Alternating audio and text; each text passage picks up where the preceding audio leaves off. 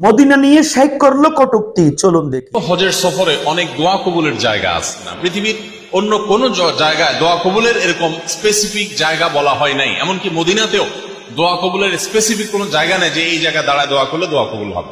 আল্লামা বদরুদ্দিন আইনি, যিনি বুখারী শরীফের সরা লিখেছেন, উনি বলছেন যে ব্যক্তি মদিনা এবং রসুলকে নিয়ে কটূক্তি করবে তিনি মূর্খ এবং জাহেল। মদিনা শরীফে নাকি দোয়া কবুলের কোনো জায়গা নেই, অথচ আল্লাহ পাক সুবহানাহু ওয়া তাআলা কুরআনুল কারীমে বলছেন, হে নবী, আপনার উম্মতগণ যদি দোষ করে ভুল করে আপনার কাছে গিয়ে তওবা করে, লাওয়াজাদুল্লাহ তাওয়াবার রহিমা, তারা আমাকে তওবাকারী হিসাবে পাবে। নবীজি বলছেন, যে ব্যক্তি আমার ইন্তেকালের পরে আমার রওজার সামনে যাবে, ওয়াজাবাত লাহু শাফাআতি ইয়াউমাল কিয়ামা, কিয়ামতের দিন নবী তার জন্য সুপারিশ করবেন। নবীজির রওজার সামনে দোয়া করলে কবুল হয়, রিয়াজুল জান্নাতের সামনে দোয়া করলে কবুল হয়, মসজিদে নববীতে বসে দোয়া করলে কবুল হয়, বাবে জিব্রাইলের সামনে দোয়া করলে দোয়া কবুল হয়। অথচ শেখ নামের জাহেল মূর্খ সে বিশ্বাস করে না। যখনই সারা বিশ্ব থেকে আশিক রাসূলরা মদিনা যাওয়ার জন্য প্রস্তুতি নিচ্ছেন, তখনই এই জাহেল বলছে মদিনাতে কোনো জায়গা নাই যেখানে দোয়া করলে কবুল হয়। নাউযুবিল্লাহ মিন যালিক।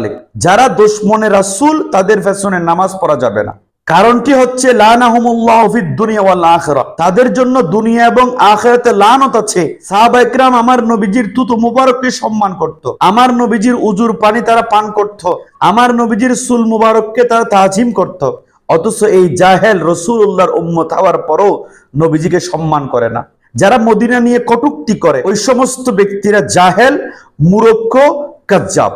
এই শেখ আহমদুল্লাহ হচ্ছে কাজ্জাব এবং জাহেল। নবীজি বলছেন, মান জারানি বাদা ওফাতি ফাকান্নামা জারানি ফি হায়াতি। নবীজি বলছেন, যে সাহাবী আমার সাথে জীবদ্দশায় সাক্ষাৎ করেছে, আমার কোন উম্মত যদি আমার ইন্তেকালের পরে আমার রওজা পাকের সামনে যায়, সেও আমাকে সেই রকম দেখতে পাবে যেভাবে আমি জীবিত থাকা অবস্থায় আমাকে সাহাবায়ে কেরাম দেখেছে। যেই নবীজি হাত তুললে দোয়া কবুল হয়, যেই নবীজির সামনে দাঁড়ালে দোয়া কবুল হয়, যেই নবীজির চেহারা মোবারক একবার যিনি দেখেছেন তার জন্য জাহান্নাম হারাম হয়ে যায়, ওই নবীর রওজার সামনে দাঁড়িয়ে দোয়া করলে দোয়া কবুল হয় না। এদের মূল উদ্দেশ্য হচ্ছে নবীর ইজ্জত আজমত নিয়ে কটূক্তি করা। যে সমস্ত ঈমানদার হজ করতে যাবে, নবীজির জিয়ারত করবে, যে নবীজি 63 বছর হায়াতে উম্মতের জন্য খেলেছেন, আরশ আজিমে আল্লাহ পাকের দিদার করার পরে যে নবীজি আমাদের জন্য আবার ফিরে এসেছেন, যিনি আমাদেরকে বুকে নিয়ে এখনো মদিনায়ে তৈয়বায় শুয়ে আছেন, ওই নবীকে না দেখে কোনো ঈমানদার হজ থেকে ফিরে আসবে না। আল্লাহ পাক সুবহানাহু ওয়া তাআলা প্রত্যেক মুমিন ব্যক্তিকে নবীজির জিয়ারত নসিব করুক, নবীজির সুপারিশ নসিব করুক। আমিন। আসসালামু আলাইকুম ওয়া রাহমাতুল্লাহি ওয়া বারাকাতুহু।